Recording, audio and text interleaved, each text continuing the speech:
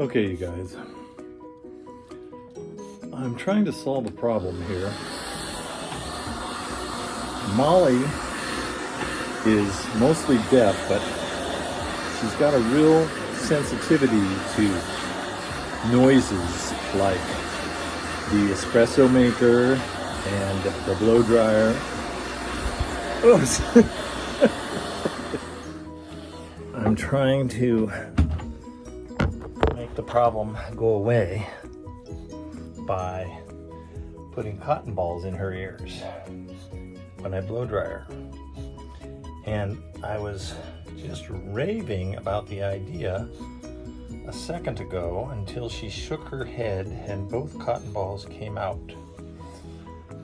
But I got her mostly dry,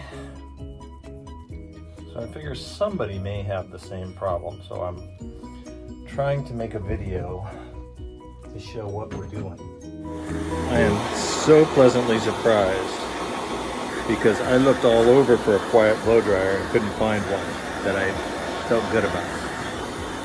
But cotton balls and low speed. I may be able to use high temperature because low speed doesn't put me in as much danger. I keep it moving.